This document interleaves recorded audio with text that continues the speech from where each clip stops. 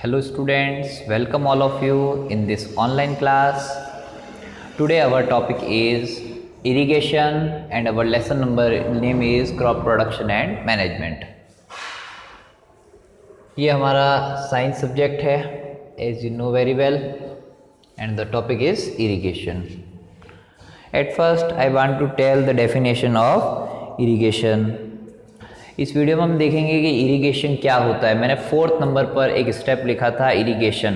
The practice of farming के अंदर 4th number पे आता है इरिगेशन. इरिगेशन का मतलब हिंदी में बोला जाता है सिंचाई और इंग्लिश में हम सिंपली कह सकते हैं the process of watering to the plants at different intervals is known as irrigation. जैसे कि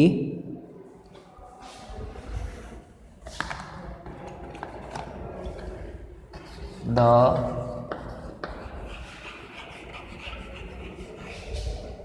supply of water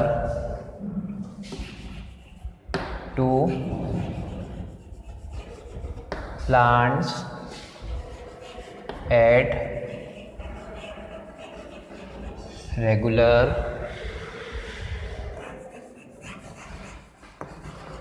intervals is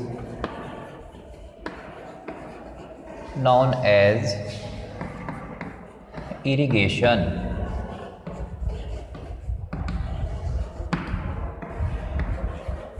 और एक और डेफिनेशन में लिखवा देता हूँ आप लोगों को.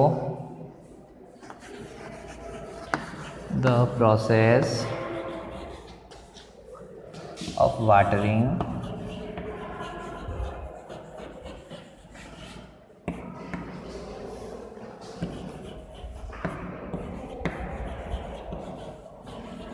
to the plants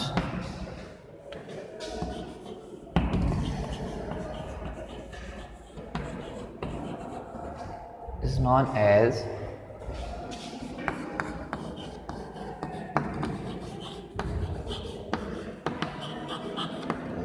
irrigation. Plants को वाटर देने का जो प्रोसेस होता है उस प्रोसेस को इरिगेशन कहा जाता है. Okay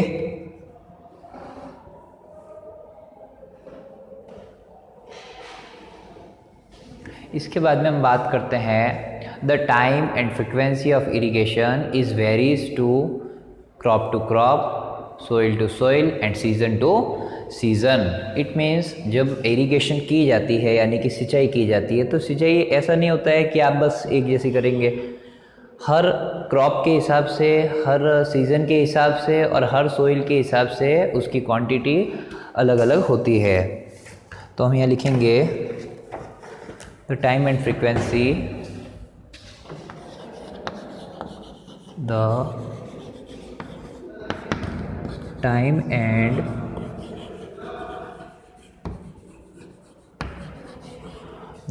frequency of irrigation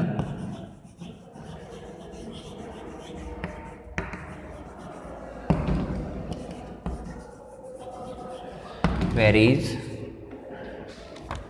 from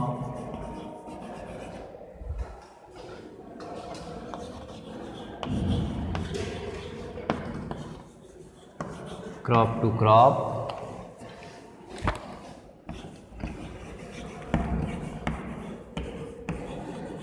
soil to soil and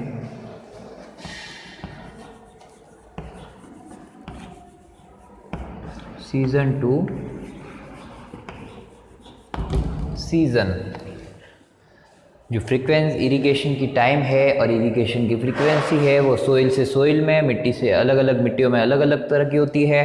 यानी कि जैसे कुछ मिट्टी ऐसी होती है जिसमें इरिगेशन की ज़रूरत कम पड़ती है, कुछ क्रॉप्स ऐसी होती है जिसमें इरिगेशन की ज़्यादा ज़रूरत होती है तो कुछ क्रॉप्स में कम ज़रूरत होती है. और कुछ सीजन्स ऐसी होती है जैसे कि हम बात करते हैं समर सीज़न की, गर्मियों के मौसम में इरिगेशन की ज़रूरत बहुत ज़्यादा होती है. उसका मेन रीज़न है गर्मी के अंदर इवापोरेशन ज़्यादा होता है पानी का, तो बहुत सारा पानी गर्मी में हाई टेम्परेचर के कारण इवापोरेट होके उड़ जाता है, इसलिए इरिगेशन की ज़रूरत ज़्यादा रहती है. अब हम बात करते हैं सर्दियों के मौसम यानी कि विंटर सीज़न की। विंटर सीज़न में ठंडक होने के कारण पानी का इवापोरेशन कम होता है, इसलिए इरिगेशन की ज़रूरत भी कम रहती है।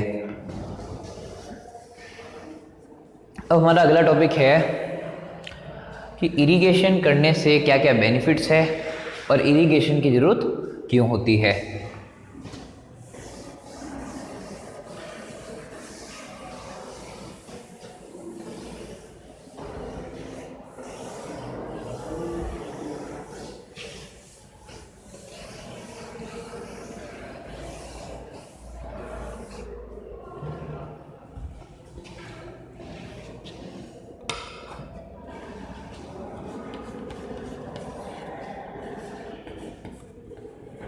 Need, importance,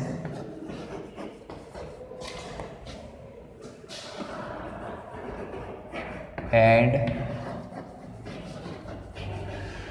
benefits of irrigation।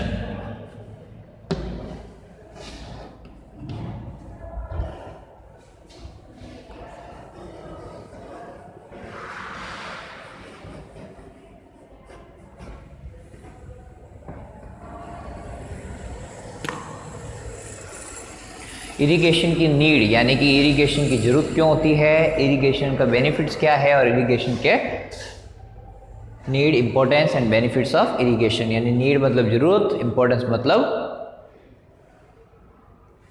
महत्वता और बेनिफिट्स का मतलब होता है फ़ायदे।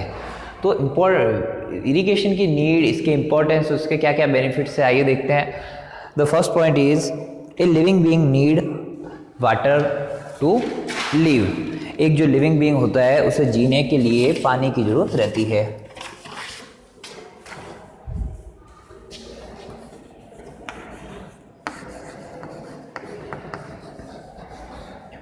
ए living being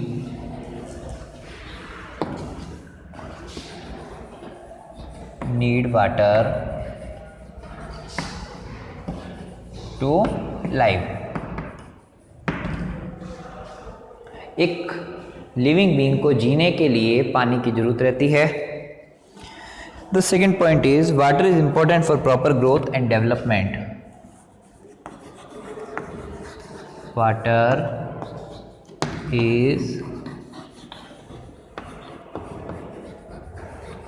important for proper growth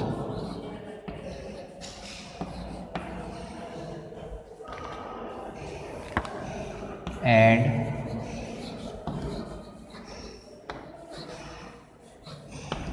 development। Proper growth और डेवलपमेंट के लिए पानी सबसे ज़्यादा ज़रूरी है। तीसरे नंबर पे water is absorbed by the plant roots along with water minerals and fertilizers are also absorbed।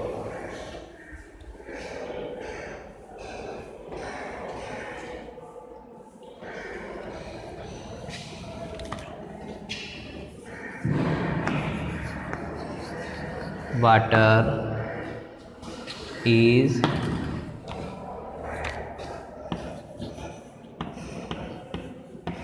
absorbed by roots of plant। जो वाटर होता है यानी कि जो पानी है वो प्लांट की रूट्स उसको एब्जॉर्ब करती है। along with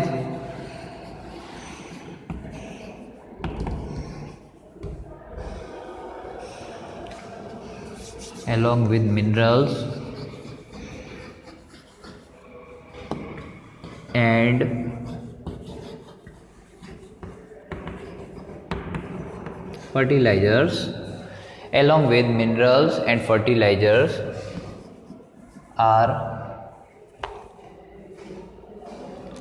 also absorbed। Okay, water जो होता है वो प्लांट की रूट्स एब्जॉर्ब करती है। उस पानी के अंदर कुछ मिनरल्स, कुछ फर्टिलाइजर्स मिक्स होते हैं और वो पानी ही रूट से एक प्लांट या एक ट्री एब्जॉर्ब करता है।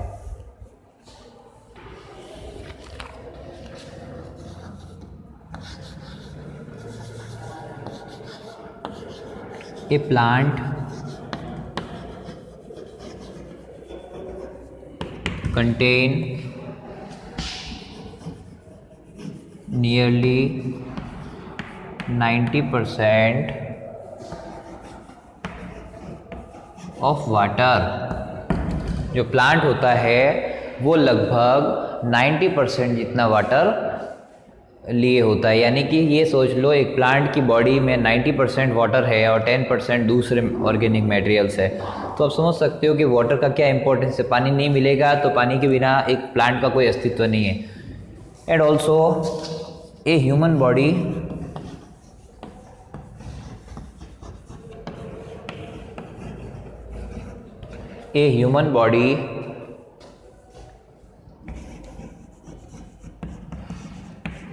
consist of nearly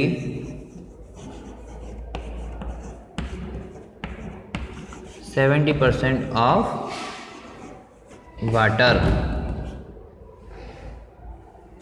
एक ह्यूमन बॉडी जो होती है वो लगभग 70% वाटर लिए होती है। यानी कि एक ह्यूमन बॉडी के अंदर 70% तक वाटर अवेलेबल होता है। तो आप सोच लीजिए हमारी ह्यूमन बॉडी भी है वो लगभग 70% वाटर से बनी है और 30% दूसरे organic materials and by mass से, सेल्स से, टिश्यूज से, ऑर्गन्स से, हमारी बोन से, इन सब चीज़ों से बनी है। तो 30% 70% वाटर है एंड 30% दूसरा मटेरियल है उसके अंदर। अगर हमारी बॉडी को या किसी प्लांट को प्रॉपर टाइम पे वाटर नहीं मिलेगा, पानी अवेलेबल नहीं होगा, तो इसका ग्रोथ होना बंद हो जाएगा। Now I want that water is essential because germination of seeds does not take place under dry condition। किसी भी प्लांट के सीड के जर्मिनेशन के लिए वाटर का होना कंपलसरी है या इरिगेशन का होना कंपलसरी है, क्योंकि कोई भी सीड ड्राई कंडीशन में जर्मिनेट नहीं करता है। Like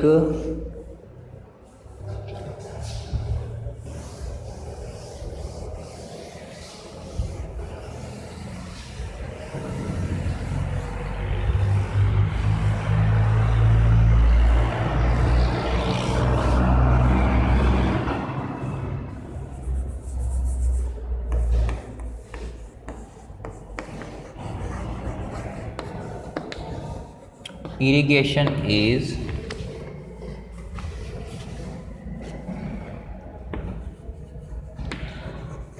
essential because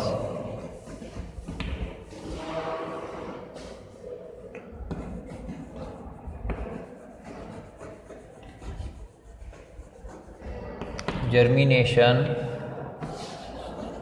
of seed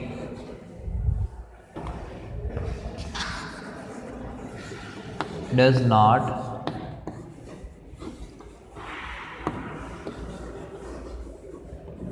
take place under dry condition। कोई सीड है वो मिट्टी के अंदर है, इस तरह से सोच लीजिए ये सोइल है,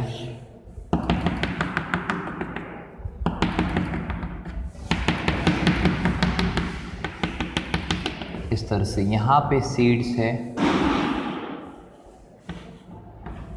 अब अगर हमने ऊपर से वाटर दिया है इसके अंदर, अगर पानी दिया गया है जब तो ये जर्मिनेट करेंगे। जर्मिनेट इस तरह से होता है, एक सीड धीरे धीरे ग्रोथ करता है और ग्रोथ करके अपनी क्रॉप को बाहर देता है। तो किसी भी सीड का जर्मिनेशन ड्राई कंडीशंस में पॉसिबल नहीं है। किसी भी सीड के जर्मिनेशन के लिए वाटर कंपलसरी है। अगर पानी नहीं दिया जाएगा तो सूखी मिट्टी के अंदर कोई भी सीड ग्रोथ नहीं करेगा। इसीलिए जब पौधा लगाते हैं तब उसका पानी ज़रूर दिया जाता है ताकि वो ग्रोथ करे अच्छे से।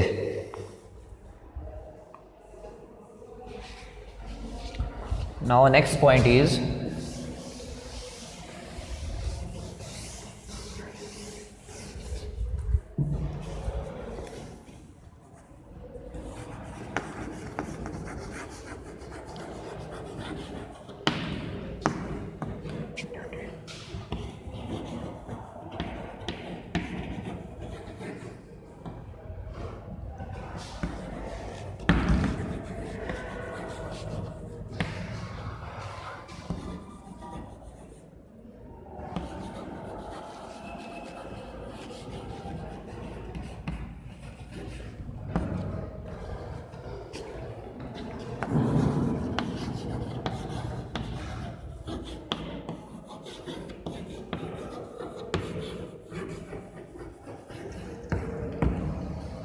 Nutrient dissolve in water are transported each part of the plant.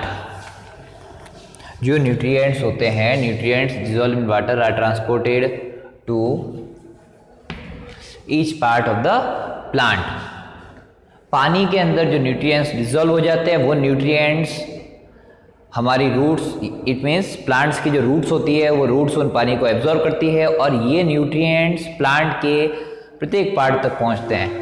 आपने टिश्यू का नाम सुना होगा, the xylem tissue.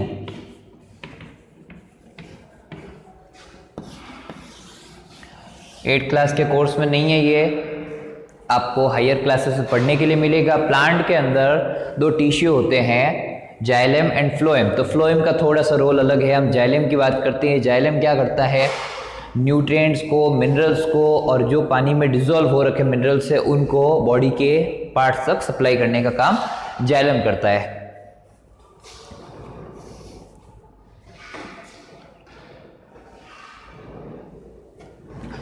Now the end line,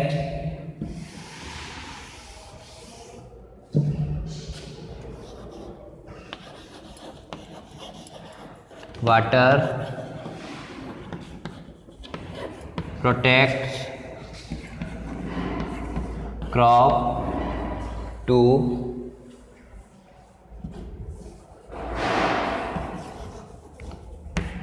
fast wind and hot air currents.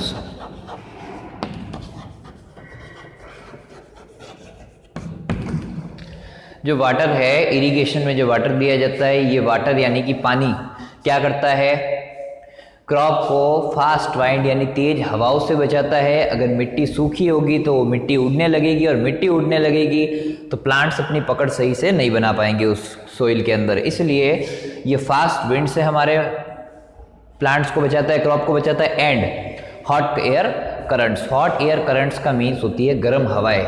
गर्म तेज हवाएं होती है जो पानी, जो किसी क्रॉप के लिए अगर ज़्यादा नुकसानदायक है तो पानी उसको ठंडक, नीचे से ठंडक प्रोवाइड करता है, तो उन गर्म हवाओं का ज़्यादा असर नहीं हो पाता है उस क्रॉप के ऊपर, वो ज़्यादा उस पर अफेक्ट नहीं करती है।